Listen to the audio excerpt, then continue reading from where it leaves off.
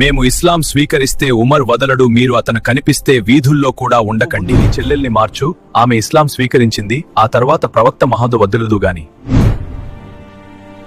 Arabia మీద సూర్యుడు అగ్నిలా కురుస్తున్నాడు. మక్కా వీధుల్లో భయం, ద్వేషం, అహంకారం ప్రవహిస్తున్న రోజులవి. ఆ రోజుల్లో ఒక పేరు వినగానే ప్రజలు వణికేవారు. ఉమ్రే ఇబ్నె అల్ ఖత్తాబ్ రజియల్లాహు అన్హు. ఉమర్ రజియల్లాహు అన్హు మక్కాలో అత్యంత గౌరవనీయులు, ధైర్యవంతులు, నిశ్చయబద్ధులు. యుద్ధ శౌర్యం, న్యాయం, కఠినత్వం మూడు ఆయనకు పుట్టుకతోనే వచ్చాయి. అయితే ఆ కాలంలో అతనికి ఇస్లాంపై తీవ్రమైన వ్యతిరేకత, ముస్లింలను హింసించడం, బెదిరించడం అది అతని కర్తవ్యంగా భావించేవారు. ముస్లింలు ఒకరికొకరు గాఢంగా చెప్పుకునేవారు, జాగ్రత్త, ఉమర్ కనిపిస్తే దారిలో కూడా ఉండవద్దు. అప్పటికే బిలాల్ రజియల్లాహును వేడెక్కిన రాయి మీద పడేసి చిత్రహింసలకు గురి చేస్తున్నారు. సుమయ్య రజియల్లాహు వంటి అమాయకులను హత్య చేశారు. తనకు ఇస్లాం మీద తీవ్రమైన ద్వేషం. అతను అనుకున్నాడు, ఈ కొత్త మతం మా తెగకు చెదరగొడుతోంది, దీనిని తుడిచేయాలి. ఒకరోజు కోపంతో మండిపోతూ చేతిలో ఖడ్గం పట్టుకొని అతను తనకే ఒక నిర్ణయం తీసుకున్నాడు. ఈ రోజు ముహమ్మద్ సల్లల్లాహు అలైహి వసల్లంను చంపేస్తాను. మక్కా ధూళిని లేపుతూ అతను ప్రవక్త ముహమ్మద్ సల్లల్లాహు అలైహి వసల్లం వైపు వెళ్తున్నాడు. కోపంతో అతని అడుగులు భూకంపంలా వినిపిస్తున్నాయి. అతనిని చూసిన ఒక వ్యక్తి అతని ఉద్దేశాన్ని అడిగాడు.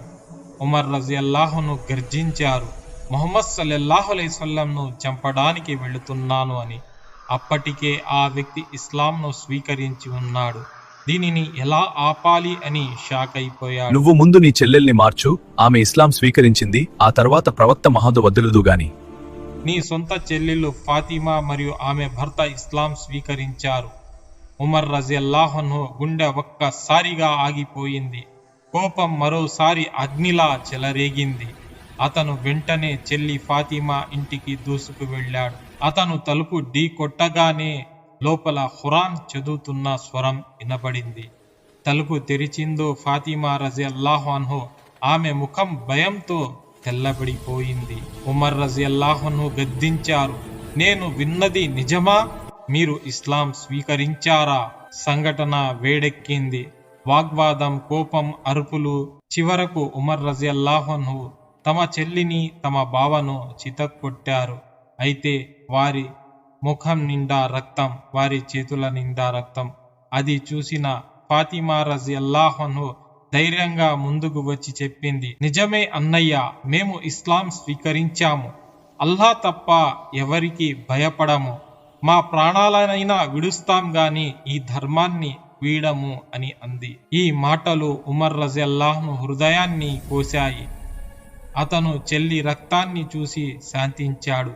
తర్వాత మృదువైన స్వరంలో అడిగాడు, మీరు చదువుతున్నది నాకు ఇవ్వండి.